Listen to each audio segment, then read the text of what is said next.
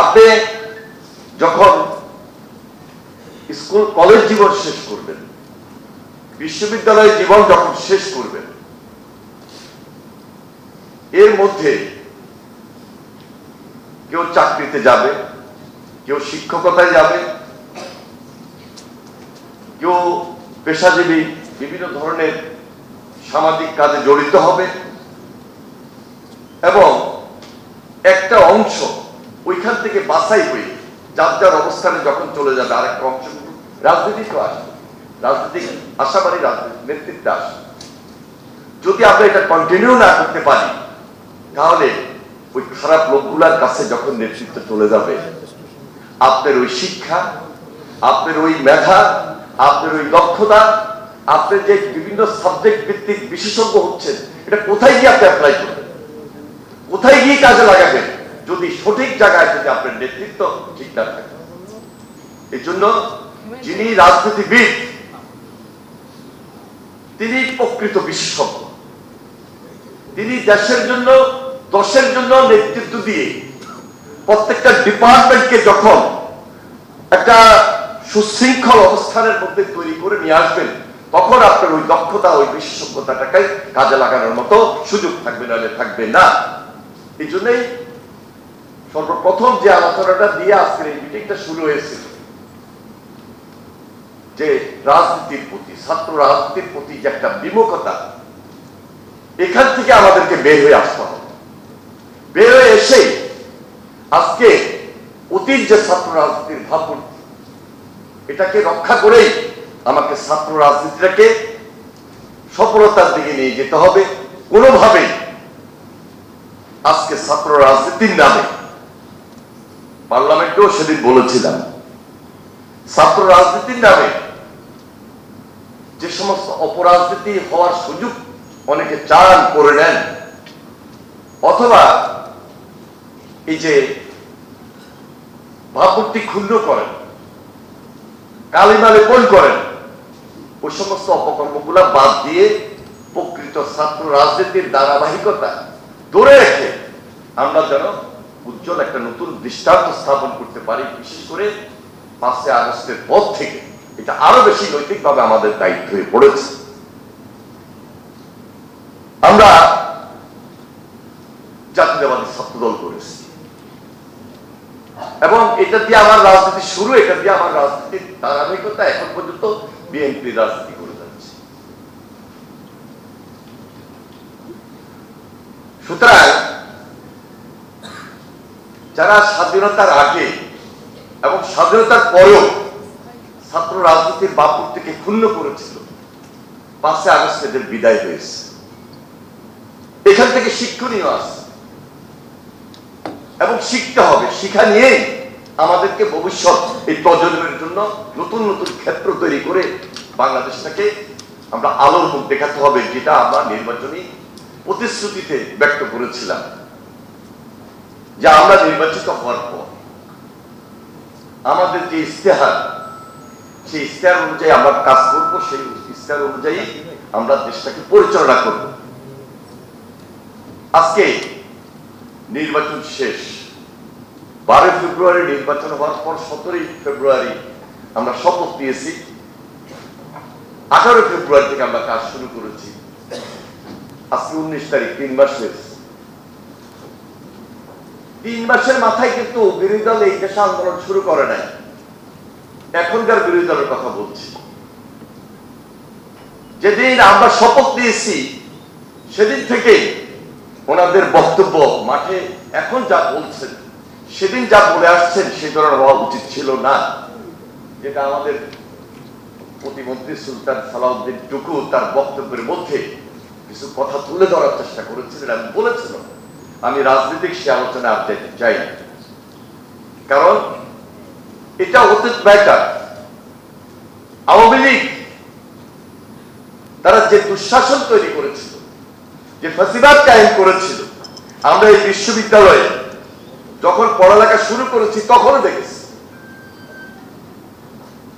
আমাদের রাজনীতির মধ্যে বিশেষ করে প্রেসিডেন্ট জিয়া, বিশেষ করে দেশনেত্রী বেগম খালেদা জিয়া এবং বর্তমানে তারেক রহমান সে কালো অধ্যায় রাখেন নাই। রাখার সুযোগও নাই, কারণ প্রেসিডেন্ট জিয়ার স্বপ্নটা ছিলই একটু ভিন্ন দেশকে নিয়ে। যার কারণে খালখনন কর্মসূচি ছিল একটা আন্দোলন, খালখনন কর্মসূচি ছিল একটা বিপ্লব। তিনি এই যে খালখনন কর্মসূচিটাকে সেই আজ থেকে কত বছর আগে নিয়ে এসেছেন, যে কর্মসূচিটা এখনো এই দেশের মানুষের সামনে খুবই পপুলার কর্মসূচি, এবং এটার সঙ্গে আমার আপনার বাস্তব জীবন জড়িত, সামাজিক জীবন জড়িত, এনভায়রনমেন্ট জড়িত, জলবায়ু জড়িত, টোটাল পরিবেশ, জলবায়ু, পানি,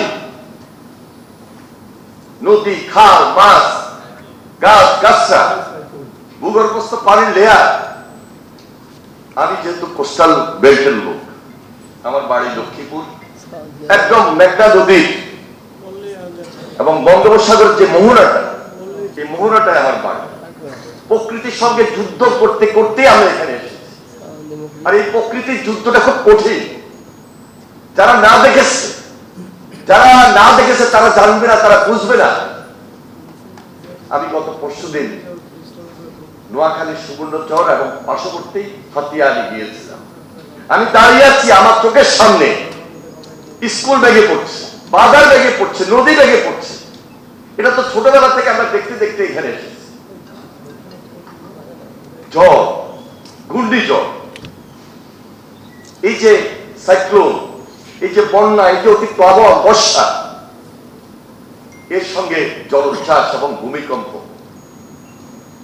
তাহলে 20টা জেলায় শুধু সীমাবদ্ধ নয়, এই প্রকৃতি সঙ্গে আমাদের পুরা দেশ। আমরা বাংলাদেশের 3 ভাগ জল, 1 ভাগ স্থল। তাহলে খালখনন কর্মসূচি আমরা কেন শুরু করেছি? এই সকল দিক বিবেচনা করে।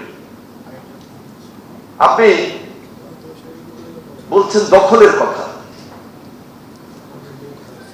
আপনি যদি খাল যদি খনন না করেন, তো সেখানে তো দখলই হবে। প্রেসিডেন্ট জিয়ার সেই ধারাবাহিকতা তো পরবর্তীতে রক্ষা হয়নি, যার কারণে খালও খনন হয়নি। এই জন্য খালের মধ্যে শিল্প কলকারখানার বর্জ্য স্তূপ জমে আছে, কেমিক্যাল প্রবাহিত হচ্ছে, যেখানে পানি প্রবাহমান থাকার কথা সেখানে ঘর বাড়ি দোকানপাট গড়ে উঠেছে অবৈধভাবে। মাছের চাষ করবে প্রভাবশালী ব্যক্তিরা ঘেরাও করে সেখানে মাছের চাষ করতেছে। আমরা নির্বাচনের আগে আজকের আমাদের মাননীয় প্রধানমন্ত্রী জনাব তারেক রহমান তিনি প্রতিশ্রুতি দিয়েছেন যে খালখনন কর্মসূচি এটা নতুন বিপ্লব, নতুন জাগরণের উদ্যোগ আমরা গ্রহণ করব। এবং আমাদের যে এই যে নির্বাচনী ইস্তেহার,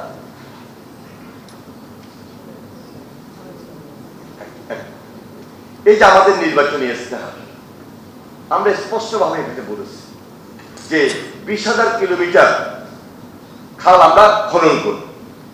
এটা আমরা শুধু আসছে মুখ দিয়ে বলে দিচ্ছি, এরকম কোনো ঘোষণা ছিল না। হিসাব বিকাশ করে আমরা বলেছি সারা বাংলাদেশে 20,000 কিলোমিটার খাল আমরা পুনঃখনন করব। শুরু হয়েছে, এটাই তো কমিটমেন্ট। ইস্তেহার অনুযায়ী তারেক রহমান কাজ শুরু করেছেন 3 মাস। তাহলে 5 বছরে এই গতি দ্বারা যদি আমরা অব্যাহত রাখি, আমার বিরোধী দল যদি সহযোগিতা করেন, আমি টার্গেট পয়েন্ট ফিল আপ করে আরো বেশি খাল খনন করতে সক্ষম হবে ইনশাআল্লাহ। এটা হলো বিপ্লব, এটা হলো আন্দোলন, এটা হলো জাগরণ।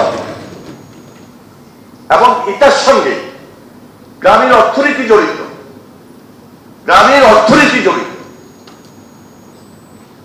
এটার সঙ্গে কৃষির উন্নয়ন জড়িত, এটার সঙ্গে মৎস্য সম্পদ জড়িত, এটার সঙ্গে পরিবেশ জলবায়ু জড়িত, ভূগর্ভস্থ পানির লেয়ার জড়িত।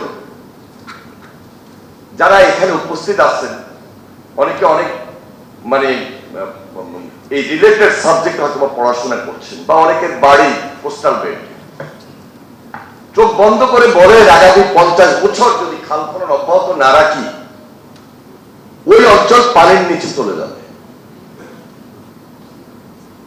ওই অঞ্চলে থাকার কোনো সুযোগ থাকবে না।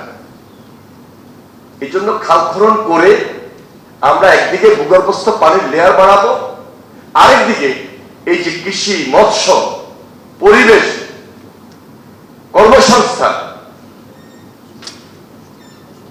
এবং গ্রামের অর্থনীতিকে চাঙ্গা করব। এটার সঙ্গে পুরো বাংলাদেশের আমার আপনার গ্রামের জীবন জড়িত, যার কারণে শহীদ রাষ্ট্রপতি জিয়া রহমান গ্রামের মানুষের সঙ্গে তার একটা আত্মার সম্পর্ক ছিল। সাধারণ মানুষ তাকে এত পছন্দ করতেন, আমরা দেখতাম। আমি ক্লাস 6-7 পড়ি। তিনি খাল খনন করতে গিয়েছেন, ওনার হাত ধরে আমরা খাল খনন কর্মসূচিতে অংশগ্রহণ করেছি।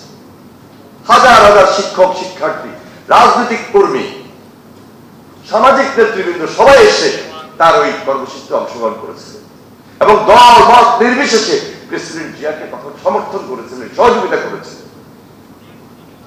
এই প্রেসিডেন্ট জিয়াকে শাহাদাত বরণ করতে হয় মাত্র 3.5 বছর, 4 বছরের মাথায়, প্রায় 4 বছর।